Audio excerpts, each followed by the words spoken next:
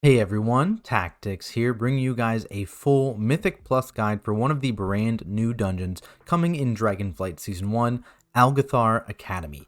In this guide, I'll go over everything you need to know about the dungeon, including dangerous trash mobs, important spells like interrupts, dispels, and stops. I'll go through all of the bosses, what they do, and how to handle it, and I'll even walk you guys through a simple route that will work great for pugs, especially early on in the season. I'll be putting out videos just like this one for all 8 dungeons available in Season 1, so if you do find this content useful, please do subscribe to the channel so you don't miss out on those. It really does help me out, plus it's free for you to do, and I appreciate everyone who does. Now, let's not waste any time here and start off by talking about the buffs you can grab right at the beginning of the dungeon. So once you actually jump into the main platform, you'll be surrounded by emissaries from the various dragonflights, and you'll be able to talk to one of them and obtain a buff for the rest of the dungeon. The black dragonflight gives you 5% crit, bronze has 5% haste, red 5% verse, blue gives about 600 mastery, and green increases your healing taken by 10%, so make sure you do not forget to grab one of these before the dungeon actually gets rolling. From there, you have the option to move left towards Vexamus or right towards the Overgrown Ancient. Either is an option, but let's just assume we're moving right up the hill here. There are a few different mobs you'll encounter. First off, there are groups of lashers everywhere, and while these smaller, hungry lashers don't really do anything, they just kind of hit your tank, the bigger vile lashers do have an ability called Detonation Seeds, which will put a swirly under every player, and if you end up getting hit by one of these, you will be disoriented, so tanks, watch out, unless you want the pack hitting everybody. That's probably a pretty bad thing. The other mobs that kind of patrol in this area are aggravated skitterflies, and these are some of the more dangerous mobs in the entire dungeon. They have agitation, which is a stacking enrage they put on themselves, so you want to try and soothe that if you can, and they'll occasionally darting sting a random target. This is just a charge towards a random player that deals a pretty significant amount of damage, so you'll want to focus these guys down. That will bring you to the boss, the Overgrowing Ancient. He'll cast Germinate quite often to spawn 4-yard swirlies underneath every player's feet every second for 4 seconds, and each swirly will spawn one of those dormant, hungry lashers that you saw in the trash beforehand. Because of this, you want to try and be relatively grouped up when this cast goes out and try and move together in one direction, try and get all of these swirlies so the ads are grouped up nicely, and it makes it just easier to cleave them down. Every second cast of Germinate, once the boss reaches 100 energy, he'll cast Burst Forth. This will deal party-wide nature damage, and it'll cause all of these dormant lashers, whatever you haven't killed, to pop up out of the ground and start attacking. This means that having damage for every even number of waves of the Germinate spawns is very, very important so you don't get overwhelmed by these ads when they actually activate. The lashers themselves put a stacking poison debuff on their target, so if you don't have access to a poison spell for your tank, you want to make sure you have good use of your AoE stuns, AoE slows, things like that, just so the tank can kite a bit and get a bit of a breather so their stacks don't get to an unhealable point. These aren't the only ads the boss spawns though. Once between each cast of Burst Forth, he'll use Branch Out, which throws an 8-yard circle at a random player and spawns an Ancient Branch ad at that location, and also puts a 1-minute long bleed in Splinter Bark on the entire party. This mob will just kind of chain cast Healing Touch on its allies, so you just interrupt that. But it is important to note that casts of this Branch Out ability are less than 1 minute apart, which means that you will need to find a way to clear your bleed before the next cast, otherwise it's going to stack up and deal way more damage. So to do this, you actually need to kill this Ancient Branch ad, which will cast Abundance on death, leaving an 8-yard circle around its body, and that will heal everyone inside of it after a few seconds. This includes players, this includes the boss itself, and it'll remove all applications of the Splinter Bark bleed if you're in that circle. Every player will want to make sure they try and get inside this abundance circle to clear those stacks. Currently, this heals the boss for only a few percent, so honestly, it's not the biggest deal if the boss is in this, if your tank is trying to clear or whatever. Obviously, not ideal, but not the end of the world if the boss gets a bit of a heal here. The boss also has a tank buster in Bark Breaker. This just deals big physical damage and makes the tank take 100% increased physical damage for 9 seconds, so you really want to be careful whenever this ability overlaps with things like those hungry lasher spawns. Once you defeat the Ancient, you have the option to backtrack towards Vexamus or continue around in a circle towards Crawth, so let's assume we do that. Between the boss platforms, there's a Guardian Sentry mini boss. This guy has a big tank hit in Storm Slash, nature damage. He'll also spawn tornadoes on random players in deadly winds. This will stun and do a fair bit of damage, so you want to make sure you avoid these. And then he'll do a big 30-yard AoE knockback and expel intruders, though you can actually just LOS this around one of the pillars nearby, and you don't actually need to get out of the full circle. You can then move forward to the platform that Crawth spawns on. There's a bunch of eagles here. These guys just peck the tank, which is a stacking bleed, so be careful this doesn't get too high. And then there's also alpha eagles, which are lieutenant mobs, so they aren't CCable, and they just have gust, which is a random target frontal you just want to move out of, and call of the flock, which is an interrupt you want to get, otherwise it'll enrage everything in an AoE. Crawth, the boss here, is pretty simple. He has overpowering gust similar to that trash ability, random target frontal, just want to move out of it, and he also has Savage Peck, a big physical tank hit that has that 10-second bleed attached to it. His only other ability is Deafening Screech, which is a 4-yard circle around every player that'll deal nature damage to everyone. If you're casting when this goes off, you also get interrupted, and silenced for 6 seconds.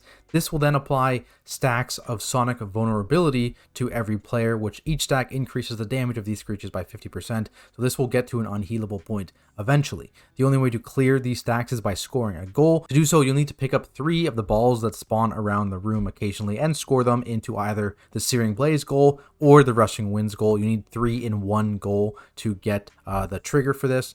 Doing either will clear the boss's stacks, as well as an additional positive and an additional negative effect for the party to deal with. So if you score 3 Searing Blaze goals, intermittently you'll have fire swirlies that you need to dodge just for the rest of the encounter, but it will also instantly stun Crawth for 12 seconds and make her take 75% increased damage during that time. If you score 3 Rushing Wind goals, it will push players back intermittently and summon cyclones that move around the platform for the rest of the counter.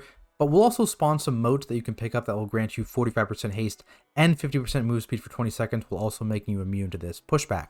For us, we found that scoring goal after having 3 stacks of this vulnerability works out fine on like a 15 fortified key. Gives us enough time to kill the boss as well, but this could vary again depending on key level, depending on fort versus tyrannical, so just be aware of that. From here though, you can continue your way around the circle, finally reaching Vexamus, passing a few new mobs along the way. You have the big Arcane Ravager guy, another lieutenant mob. He has Vicious Ambush, which is a jump to a random range target, and it'll do a 6-yard AoE around them before immediately casting Rift Breath towards the tank, and always towards the tank, and that's just a big frontal you want to sidestep as well. With these guys, you have these smaller Arcane Foragers. These guys just do kind of a smaller version of that ambush, Vicious Lunge, so it's a random jump to a target, and it's just a physical hit. There's also a bunch of spellbound weapons here. So you've got the Spellbound Scepter, which has the Mystic Blast cast. This is both interruptible and LOSable. If it goes off, it'll do big damage to the party, to anyone within 50 yards, but again, kick it or LOS it, both will work. It also has Arcane Rain, which is a stoppable cast, and you will want to stop this before the cast actually goes off, because if it does go off, it puts an unpurgeable buff on the scepter and it just spawns swirlies all over the place for 4 seconds. So try and stop that spell before it gets off. Spellbound battle axes are also in the area. They just have Severing Slash, which is another tank hit with, surprise, a bleed attached to it. Corrupted Mana Fiends are in the area as well. They have a couple spells you'll want to kick. Surge, think of this as Wicked Bolt, or just a tank magic hit that you can kick. Mana Void, this is a random target magic hit. It's a 4-second dot followed by a 4-yard explosion, which will also steal your mana, so you want to prioritize kicks on that. The last mob in the area is the Unruly Textbook, and this just has Monotonous Lecture. This will sleep a random target. It is kickable. It is a channel, so what you can do is you can stop it after the cast has gone off, or you can dispel it after the cast has gone off as well, but just be careful. Obviously, that means that the sleep will go off initially, so you may just want to commit an interrupt to this ability. That brings us to the boss. So for Vexamus himself, throughout the fight, 5 Arcane Orbs spawn in waves around the outside of the room and will start moving towards the boss. If they make contact with the boss, they give 20 energy and they deal party-wide arcane damage, so you want to make sure these all get soaked. When they do get soaked, know that they will splash to other players within 3 yards, and they also apply a magic debuff that causes you to take 200% increased damage from soaking them for 20 seconds. So if you're not the tank or someone with an immunity, having multiple of these stacks when you're soaking can be very, very dangerous. For the most part, this can just be handled by the tank, and then you have the healer magic dispel them when they have like 3 or 4 stacks and they keep soaking. But do note that as a ranged player, something you can do to help out is like stand towards the edge of the room and pretty instantly soak one of these orbs right away. Makes the tank life a lot easier, and you're able to do this pretty much every wave because the spawns are about 20 seconds apart. So if you soak instantly, your stacks will be gone by the time the next set comes out. On top of this, he'll occasionally put mana bombs on 3 random players. These just tick for 4 seconds before exploding for arcane damage within 4 yards and leaving a puddle on the ground for a minute. So you want to drop these off away from the boss so you don't run out of space. There's also Arcane Expulsion, which is a frontal arcane hit that follows the tank, so it can't be avoided by them. Just be careful other players around the tank when they're moving and trying to soak orbs, because this does overlap sometimes. Finally, at 100 energy, he'll use Arcane Fissure. This knocks players back, deals party-wide arcane damage, and spawns multiple 4-yard swirlies underneath every single player that deal very, very high arcane damage if they make contact, so be careful and dodge those. Once Vexamus is down, you'll make your way towards the final boss, Echo of Doragosa, though there are a few mobs blocking your path. Namely, ALGETH'AR Echo Knights are the most common mob over here. They just have Astral Whirlwind, which is not interruptible, but it is stoppable after the cast has gone off, right? So they'll channel a spin. After they start spinning, you can use a stop, and then they won't recast it. In this area, there's also Spectral Invokers. They have 2 casts, Arcane Missiles, which is just a channel, so you can interrupt that, or you can stop it. It just deals tank damage, Arcane, of course. And they also have Astral Bomb, which is a random target 6-yard explosion that goes off after 3 seconds. So again, interrupt that. The last mob over here is the Ethereal Restorer. They also only have 1 cast in Celestial Shield. This puts a big absorb and 50% spell haste on a random ally, so you will want to try and purge or maybe even spell steal this so that they don't get that big both health boost and damage boost. That brings us to the final boss of the dungeon, Echo of Doragosa. During this fight, being hit by any arcane ability will give you a stack of overwhelming power, which increases the damage by 5%, but erupts once you hit 4 stacks, which leaves an arcane rift where you were when you took that final stack that deals damage if you stand within it, and constantly shoots out these orbs of uncontrolled energy, which will explode on contact with players and give another stack.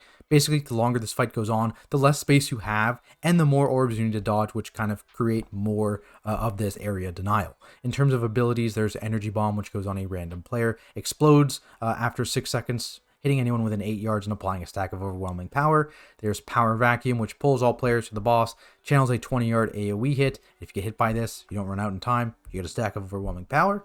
There's Astral Breath, which shoots a cone attack at a random player, of course, also applying a stack of overwhelming power if you're hit. So a lot of the ways you build stacks are actually avoidable, but there are some that are not, so you will build up throughout the course of the fight. That is it for the dungeon itself. Now let's take a look at a simple route as well. Before we start here, just a note, MDT currently isn't fully updated for the current build of what this dungeon looks like. When it is, I will post the route down below in the description for you guys to import. Maybe I'll do a pinned comment or something like that so you guys can see it, but I'll still walk you through the route I used that will get you to 100% trash count, at least as of the last week of beta. So right off the bat here, I am moving towards the right side. There's a big pull here. If you tag any of these lashers, this entire thing pulls. Tag any of these lashers, this entire thing pulls. Again, this is a big pull, but these hungry lashers don't really do too much, at least outside of the boss fight. And we do add 3 skitterflies to this, which you'll want to focus down as well. Once all these little guys are dead and the skitterflies are dead, you can pull these last 2 viral lashers into this last pack. Note that I do skip the skitterfly pat. These guys kind of patrol in a big circle like this. So you can pull these packs away from this patrol to avoid pulling them. And like I said, these are quite dangerous mobs that you do really want to avoid, especially when you start getting into higher fortified keys. They just deal a lot of damage currently. So you want to pull this green pack away from this patrol. And also when you pull the boss itself, you will also want to pull the boss just a little bit over towards this area, just to make sure you don't accidentally pull these skitterflies during the boss fight. From there, you can move up towards this way. This will shoot you towards the same platform. There's no connection yet. And you have the mini boss here, the Guardian Sentry. Again, you can shoot yourself towards Crawth's platform over here. 3 packs. They still only spawn 1 at a time, so you can't really chain pull here, unfortunately. Then the boss himself. Then you're backtracking, and you can move this way towards Vexamus. You end up here. A big pull up here. Know that a lot of this stuff doesn't do anything too dangerous. Battle Axes here, there's 2 of them, just tank damage. Arcane Foragers are a little bit of random damage. Corrupted Mana Fiends are 2 of the kicks you want to handle, and the Scepter as well has another kick you want to handle. Ravagers just really tank damage, a little bit of random damage. So this is a big pull, but usually you'll have cooldowns for this as well. Move down along the bridge. 4-pack. Decently big pull, but again, this is a lot of foragers, so they're low HP and they don't do too much damage. You can pull 2 of these foragers into the next big pull here. This has quite a few kicks because you've got the Mana Fiends as well as textbooks. Textbooks very, very important to grab as well of the kicks and or stops there. So that's another big pull. So those are the 2 dangerous pulls. So you can make these 2 pulls both a little bit smaller if you're a little worried, right? Like you can cut this pull in half, do something like these and this. Similarly, you can cut this pink pull in half, do something like these and then that kind of deal. So feel free, especially early on in the season when you're a little undergeared, feel free to cut these pulls a little bit. Then you have the boss, of course, Vexamus. You can make your way back along the bridge here. Again, double pull, but you can single this before coming out over to this part up here where the last boss is. This is where MDT is a little bit inaccurate right now. So these mobs are all Echo Knights. They're not enforcers, they're not security. In fact, these 2 mobs here don't even exist anymore. So what you do is you tag these 2 Echo Knights with these 2 Echo Knights, these 2 Echo Knights. So it's a bunch of Echo Knights and then one of the caster guys I talked about up here. Pull them all together. Again, Echo Knights, especially if you pull them at a similar time, you can kind of sync up their whirlwind abilities and interrupt them all. Melee, just be careful because they do get 1 tick off. So you need to back up very slightly when that cast goes off. Got a 4-pack you can just walk through here. There is this pat moving around in a circle here. So just watch out, wait until their pat is gone over to this side. You can walk past these guys and you can pull these guys into this room a little bit, kill them there, and then you have the last boss. So there we have it, guys. That's my full guide to ALGETH'AR Academy for the first season of Mythic Plus in Dragonflight. I'll be posting videos just like this one for all 8 dungeons available in Season 1, as well as advanced routing videos for every dungeon and even walkthroughs from a tank perspective. So if any of that at all interests you, be sure you guys do subscribe to the channel and click on that notification bell. It really does help. If you have any questions at all, feel free to drop those down in the comments below or come ask over at my Twitch channel at Tactics, and I'll do my best to answer. Otherwise, thank you guys so much for watching, and I'll see you in the next video.